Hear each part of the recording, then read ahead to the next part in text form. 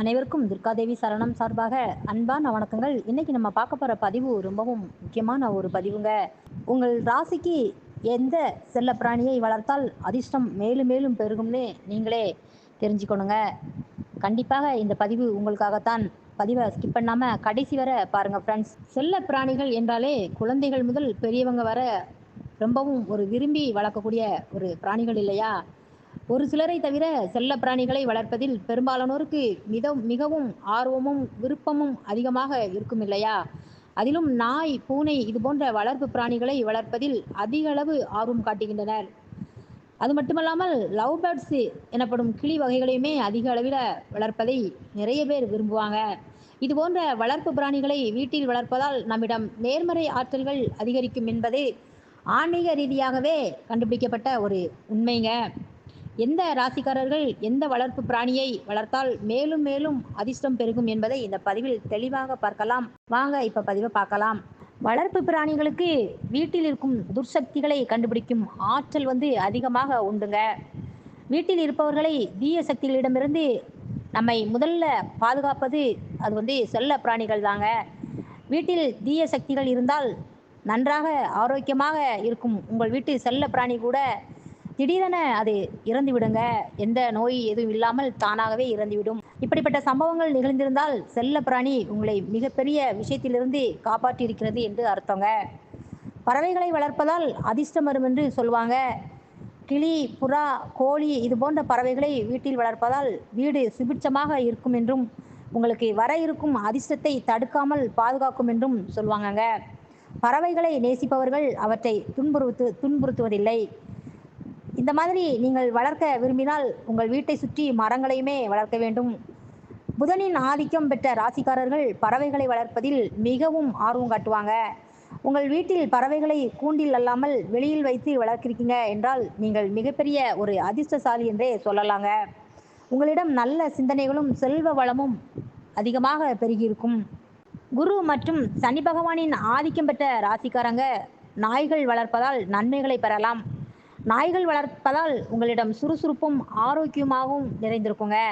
நாய்கள் வளர்ப்பவர்களுக்கு கோபம் அதிகமாகவே வராது. அவர்களிடம் அதிக அளவு அன்பும் அக்கறையும் வெளிப்படையான பேச்சும் கட்டாயம் இருக்குங்க. நாயை பற்றி நாம் அதிகம் சொல்ல வேண்டிய அவசியம் இல்லை. தன் எஜமானருக்காக அதோட உயிரையுமே கொடுக்கும் நன்றியுள்ள ஒரு செல்ல பிராணியாக இருப்பது அனைவருமே ஒரு தெரிஞ்ச விஷயந்தாங்க. உங்களால் நாய் வளர்க்க முடியவில்லை என்றால் நீங்கள் நாய் படத்தையோ அல்லது உருவத்தையோ உங்கள் வீட்டில் வைத்துக் கொள்ளலாம். நாய் பைரவரின் அம்சமாக பார்க்கப்படுவதால் சகல யோகங்களையுமே உங்களுக்கு அது பெற்றுத்தருங்க. இதுபோன்று மேலும் மேசம், துலாம், விருச்சிகம், தனுசு ராசிக்காரங்க சேவல் படத்தை சனி உச்சம் பெற்ற காலத்தில் வீட்டில் வைப்பதால் அதிர்ஷ்டம் உண்டாகும் என்று சொல்வாங்கங்க. முடிந்தவர்கள் சேவலை வீட்டில் வளர்க்கலாம். முடியாதவர்கள் சேவல் உருவம் உள்ள சிறிய சிலையை வேலை செய்யும் இடங்களிலோ அல்லது வியாபார ஸ்தலத்திலேயோ நீங்கள் வைத்துக்கொள்வது ரொம்பவும் ஒரு அதிர்ஷ்டத்தை தரும். மேசம், ரிஷபம், மிதுனம், கன்னி, துலாம் ராசிக்காரங்க வீட்டில் மீன் வளர்ப்பதை அறவே தவிர்த்திடுங்க. மற்ற ராசிக்காரங்கள் எல்லாமே அனைவரும் மீன் வளர்ப்பதால் அதிர்ஷ்டம் பெறலாம். மீன் என்பது மீன ராசிக்குரிய ஒரு குறியீடாக இருப்பதால் இந்த ராசிக்காரங்க மீன் வளர்ப்பது அவ்வளவு நல்ல ஒரு பலன்களை தராதுங்க. தனுசு ராசிக்காரங்க காளை மாட்டை வளர்ப்பது நல்லதல்ல. ரிஷப ராசிக்குரிய குறியீடான காளை மாடு தனுசு ராசிக்கு பொருந்துவதில்லைங்க. இதுபோல ஒவ்வொரு ராசிக்கும் குறியீடுகளின் அடிப்படையில் செல்ல பிராணிகள் அதிர்ஷ்டத்தையுமே யோகத்தையுமே பெற்று தருங்க. இதுபோல மேச ராசிக்காரர்கள் ஆடு, கோழி, சேவல், குதிரை இந்த மாதிரி பிராணிகளை வளர்ப்பதால் நல்ல அதிர்ஷ்டம் உண்டாகும். ரிஷப ராசிக்காரங்க பசுமாடு, காளை, முயல் போன்ற விலங்குகளை வளர்ப்பதால் நீங்கள் வசிக்கும் இல்லத்துல மகிழ்ச்சியும் சுபிட்சமும் அதிர்ஷ்டமுமே நீங்க பெறலாம். மிதுன ராசிக்காரங்க லவ் பேர்ட்ஸ், கிளி, நாட்டுக்கோழி, பூனை இது போன்ற செல்ல பிராணிகளை வளர்ப்பதால் அதிக அளவுல முன்னேற்றமும் அதிர்ஷ்டமும் பெறலாங்க. கடக ராசிக்காரங்க கோழி, வான்கோழி, வாத்து இது போன்ற பறவைகளை வீட்டில் வளர்ப்பதால் குடும்பத்தில் நிம்மதியும் அதிர்ஷ்டமும் உண்டாகுங்க. கடக ராசிக்காரங்க நாய் வளர்க்கக்கூடாதுன்னு சொல்லுவாங்க. அதிலும் பொதுவாகவே சூரியன் பகை வீடாக இருந்தால் கடகம் மட்டுமின்றி எந்த ராசிக்காரர்களும் நாய் வளர்க்கக்கூடாதுங்க. சிம்ம ராசிக்காரங்க ஆடு, மாடு, நாய், கோழி இது போன்றவற்றை வளர்ப்பதால் அதிர்ஷ்டம் உண்டாகுங்க. கன்னி ராசிக்காரங்க நாய், கிளி, லவ் பேர்ட்ஸ் இது போன்ற பறவைகளை வளர்ப்பதன் மூலம் அதிர்ஷ்டம் பெறலாம். அதிலும் குறிப்பாக லவ் பேர்ட்ஸ் வளர்ப்பதால் குடும்பத்தில் பிரச்சனை, கணவன் மனைவி பிரச்சனை எல்லாமே நீங்க தவிர்த்துக்கிடலாம். துலாம் ராசிக்காரங்க விலங்குகளை வளர்ப்பதை விட பறவைகளை வளர்ப்பது நல்ல ஒரு அதிர்ஷ்டத்தை தரும். கிளி, புறா, பஞ்சவர்ண கிளி இது போன்றவற்றை தாராளமாக வளர்க்கலாம். துலாம் ராசிக்காரங்க நாய் வளர்ப்பது நல்லதல்லங்க. நாயால் ஏதாவது ஒரு பிரச்சனை வந்து கொண்டே இருக்கும் என்று சொல்வாங்க. மேலும் கும்ப ராசிக்காரங்க தினமும் காக்கைக்கு உணவு வைப்பதால் நிறைய நன்மைகளை பெறலாம்.